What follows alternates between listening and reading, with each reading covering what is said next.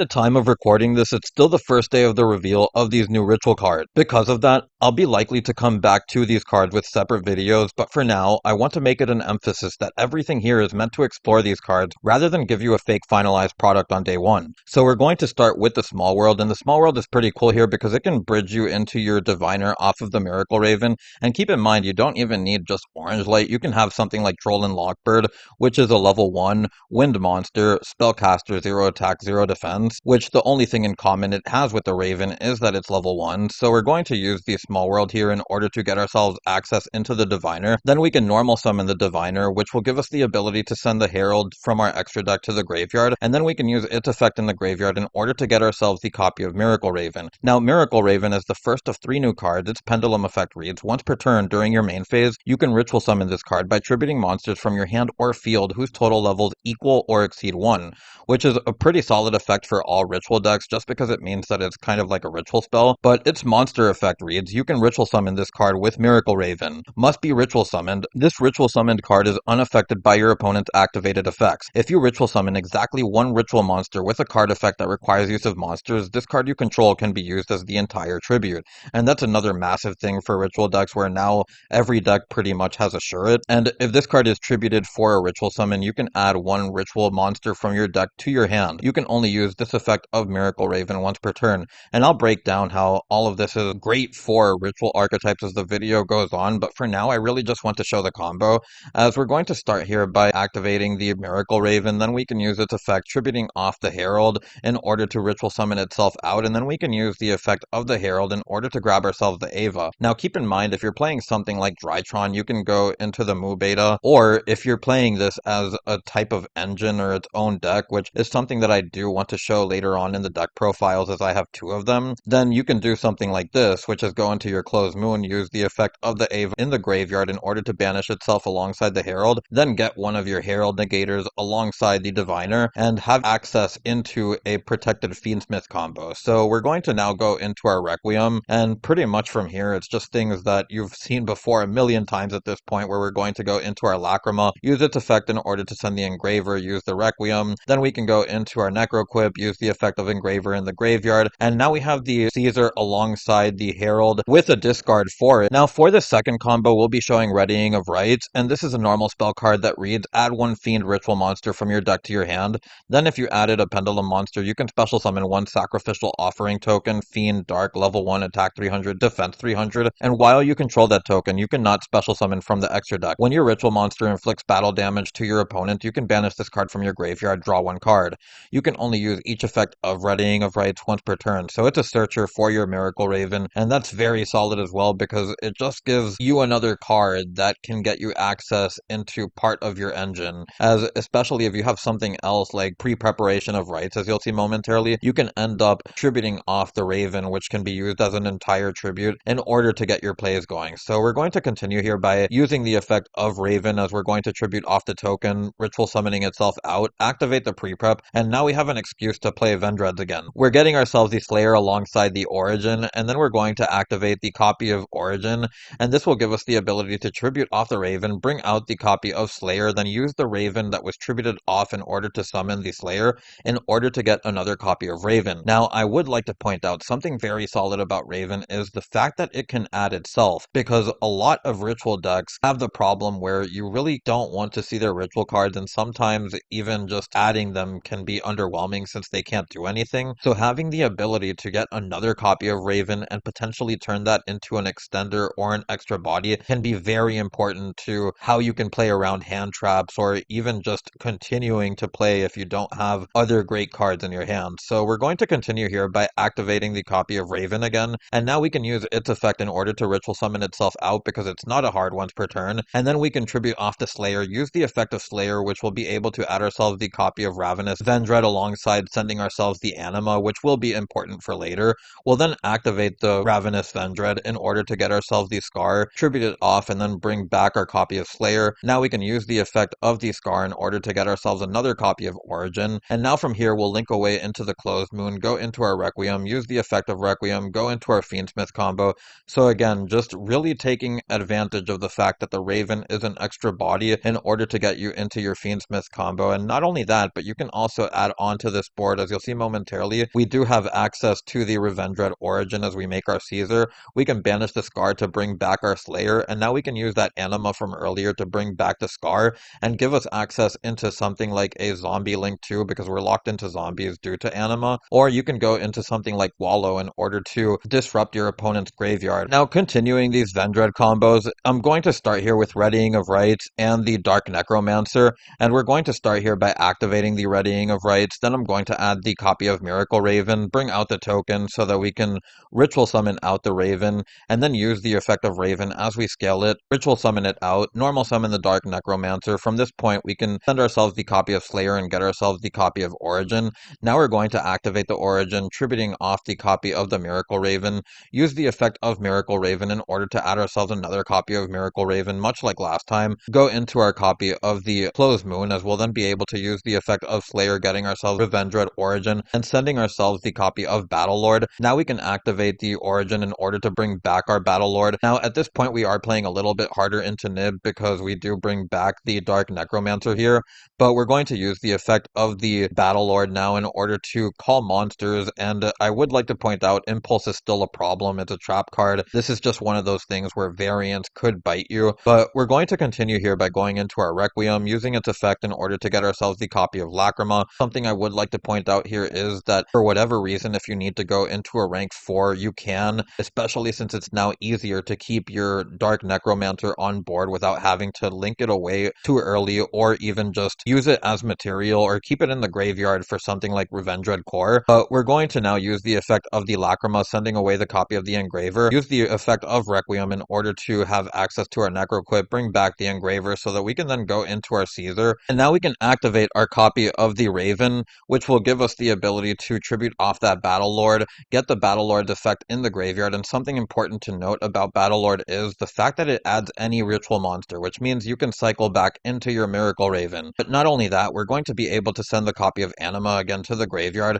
We'll then link away into the IP, use the effect of the Anima in order to bring back the copy of the Vendread Slayer, and now we can end on the copy of IP Slayer alongside the copy of Caesar to give us multiple interactions with our opponent while also keeping the extra card in hand for whatever else you either may have or whatever else you may draw. Now for the final combo, because this did gear more towards a Vendread type of video, and again I'll be showing deck lists for both and you'll see why I decided to structure the combos like this and really make it just a Vendread video. But we're going to start here by activating the copy of Readying of Rites, get ourselves the copy of Miracle Raven alongside the token, activate the Miracle Raven in order to ritual summon itself out, and from here we can then activate the Delta, use the effect in order to send our Golden Lord, use the effect of Golden Lord. Now we can special summon out the Golden Lord as well as get back our Delta through its own effect, as now we can just go into our Fiendsmith combo. And again, this is why I really didn't want to make the video too long. It's just really going into your Fiendsmith combo, using it as a pseudo engine in order to do stuff for other decks, and that's really the strength that you have with the Miracle Raven. But we're now going to use the effect of Engraver here, get into our Caesar, and with this we can pass on to our opponent, assuming we have nothing else, of course. I would also like to point out that you get the Lacrima in the graveyard as well as the Golden Lord with the Delta in hand, which can also give you two different ways of follow-up, which makes it potentially more difficult for your opponent to stop, considering they need multiple cards in order to deal with it. Now with all of the combos out of the way, we can get onto the deck profile. You'll see why I didn't really want to waste a lot of time on this version and why I didn't do combos on it. Really, you're just trying to get into your Fiendsmith engine, and everything else is really just meant to support, where you can use the Herald and the Miracle Raven engine in order to get access into a hand trap. And then you also have the Diabel stuff, which can get you into the Azamina package to get you that Omni Negate. Now, I would also like to point out that the Diabel is here because Diviner does get hand trap. Being able to send it away with the Diabel in order to keep on playing can be pretty important. It just also gives you another solid engine that can net you a draw, and potentially even some follow-up through the Sacred Azamina. Now, if you look down here, you'll see a bunch of options where something funny that you can do is play the Horus Stun deck and then use this as a way to get the body out for the tribute, which means that you can save your Horus cards for rank 8s, but then you also have the Monarchs, which is another tribute deck that can potentially see something like this go into the main deck just for you to get access into an engine that gets you a body. There's the Infernity cards. This could be something that could potentially be played around with. Not that it would be necessarily good, but just the fact that it can get monsters out of your hand, become an extra extender that's also a Fiend monster. I thought that was pretty solid. But then we also have the BA stuff, and this is another thing that I don't think would be very good again, but just the fact that you can summon Malakota without having to play good and evil, and then the Malakota has the ability to send a Burning Abyss for cost, I felt was worth mentioning, just in case anyone wants to experiment. That's what this video is for. And then, of course, I think what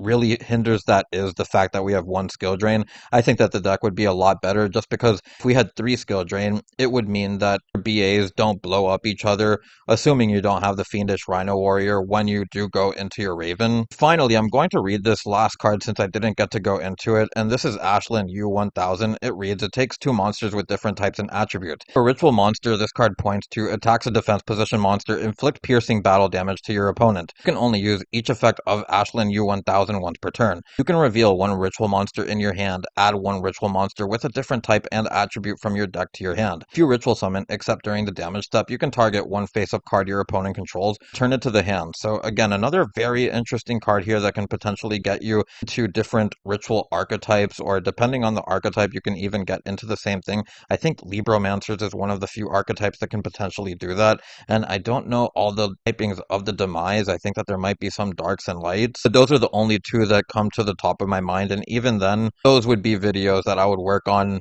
separately compared to this, as the main focal point of this video is meant to show off how you can use Raven in different ways, and some of the ideas that you can use in order to really test out all of its different effects. So I'm just going to get onto the card by card here before I go into the Vendread list, and we have the 3 copies of Diviner, the 3 copies of Miracle Raven, the 3 copies of Readying, the 3 copies of Small World, the 3 Droplet, the 3 copies of Wanted, the 3 copies of Diabel, the 2 copies of Ava, the 1 Engraver, the 1 Lacrima, the 1 Deception, the 1 copy of the Sacred, the 1 copy of Talents, 3 Imperm, 3 Droll, the 3 copies of Ash, and the 3 copies of Herald to round out the main deck. Onto the extra deck. This is another card that we're getting in DUAD, and I haven't actually been able to go through it just because when I make these videos, I try to focus on the archetype itself, and sometimes that may make me leave things out just so that I don't put too much on my plate. But this takes 2+ effect monsters. You cannot summon set monsters to a zone this card points to. Monsters this card points to cannot attack, also their effects are negated.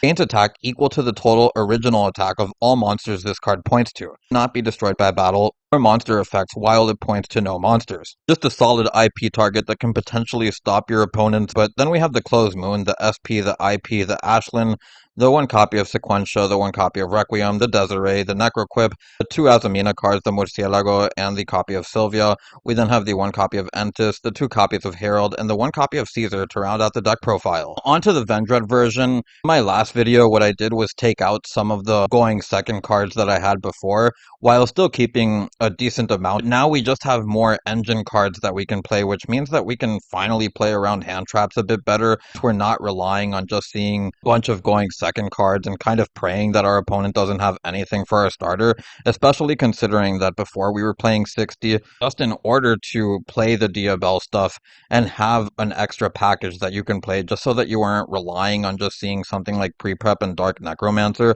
But now we have these cards, which help a lot as well. So as long as you have Pre-Prep or something that can go along with Ritual Monsters, the Miracle Raven will really be able to put in work. Again, because I've made a video on this entire thing, the point of me going into this is just to show how the list looks like now. We have the 3 Dark Necromancers, the 3 Miracle Raven, the 3 copies of Readying, the 3 copies of Pre-Prep, the 1 copy of Lacrima, the 1 copy of Engraver, the 1 copy of Goldsark, the 3 copies of the Diabel, the 3 copies of Wanted, the 3 copies of Delta, the 1 copy of Battlelord, the 2 copies of the Revendread Slayer. I've bumped down my ritual count. I was playing the Scavenger because it made the Ravenous Vendread searchable off of the Pre-Prep, but now that Battlelord can search out the Miracle Raven and you are playing Miracle Raven, I'm testing the deck out without Scavenger just because I feel you don't need it as much. Now we have the Vendread Core, the 1 copy of Anima, the Scar. We then have the 3 copies of Revendread Origin, which is what I bumped up when I took out the Scavenger, just because it also means that have more access into searching these, being able to cycle Vendread monsters back from your graveyard that you're able to ritual summon by banishing stuff over and over. Make this deck a lot better, especially since this can become an extra body during those type of grind games. But then we have the Deception, the Sacred, the 1 copy of Ravenous, the 3 copies of Droll, the 3 copies of Crow, the 3 copies of Ash, the 1 Golden Lord, the 1 Thrust, the 1 copy of Talent, the 1 Druis Worm, the 1 Magna Hut, the 1 Baldrake, the 3 copies of Droplet, the 3 copies of Imperm, and the Pulse to round out the main deck. Onto the extra deck, we have the 1 Access Code, which could be the Gorgon.